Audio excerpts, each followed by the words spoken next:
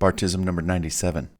Keep your conversation and topics discussed focused on the other person and not so much on yourself. In fact, most of the time, let the other person do most of the talking, as there are many benefits to this and to your emotions. When you keep someone else doing most of the talking, eventually more truths come out about their character and the way they possibly feel about you and perhaps their ultimate agenda. Letting people talk on and on like this is like drinking alcohol and having a conversation with someone where you're not drinking. In the beginning, after only one drink, most people are still pretty tight-lipped. But as they drink more and feel more comfortable around you, they start opening up and talking more about what's going on in the depths of their soul. Plus, you keep your personal business unknown because you're not talking about yourself.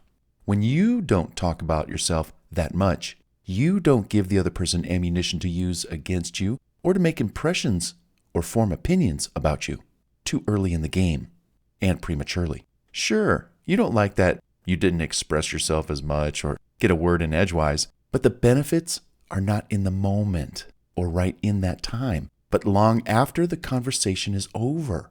When you feel you didn't get a word in edgewise, the real impression you left with this other person is that they actually saw you as a really great listener and someone who is attentive to the conversation. That's great. And you didn't spill one bean about yourself, which is something they don't like to hear because they'd rather keep talking about themselves or whatever's on their mind, their agenda, getting their needs met. You know how it goes.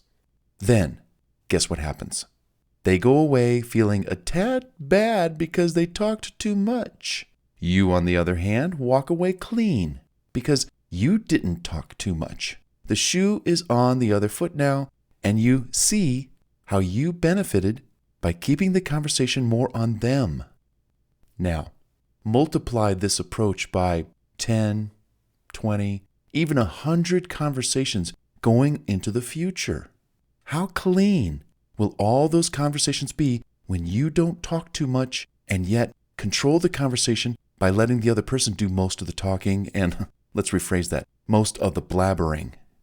Imagine all the more information you'll gather and learn by listening more and talking less when it comes to conversations with other people, especially strangers and friends and family, of course. You won't slip up as much or divulge too much information about yourself to the wrong person because you kept your mouth shut more and spoke with impact when you did and in as few words as possible. This is great when you're networking with people. When they ask you what you do, you just say, well, what I do isn't that important. We'll get to that in a minute. I like what you were talking about in regards to that other subject. Can you tell me a little bit more about that? Yeah. Oops, hey, I gotta run. All right, hey, I got your card. We'll talk later.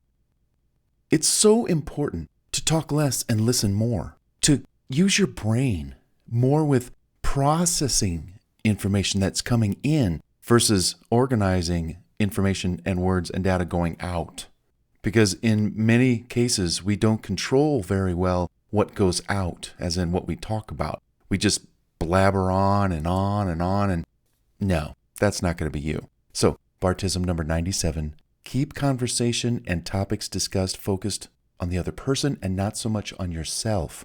And even today, at the time of this recording, even today, I was on a Zoom call with someone, a total stranger, referred to me by a friend of mine. They wanted to know about, well, let's just say video software. And they were pretty chatty, kind of nonstop talking. I could barely get a word in edgewise myself just to educate, train, and inform and refer. So I just zipped the lip and I let this other person do most of the talking.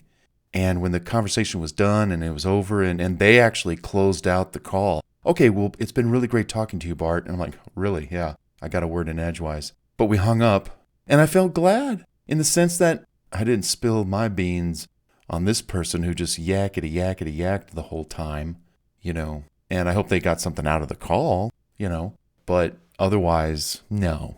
You might be surprised at how often conversation is really useless, pointless, and isn't really in your favor, or it's not about you. It's always about the other person. And that's why zipping it and shutting up and just getting out of there as soon as possible so you can get back to your day and your emotions are pretty much, unused. Because I just listened and I just answered a few questions, and then before I knew it, the call was over and I could go about my day. If I were to talk and contribute to the conversation, who knows how long that call would have been, and it would have been, again, pointless. It would have ended not 30 minutes later, but an hour later or an hour and a half or 2 hours later, and I would have gotten nothing out of it. So it's best that I just cut things short by saying less and fewer words. See what I'm getting at? Try it out and see how it goes.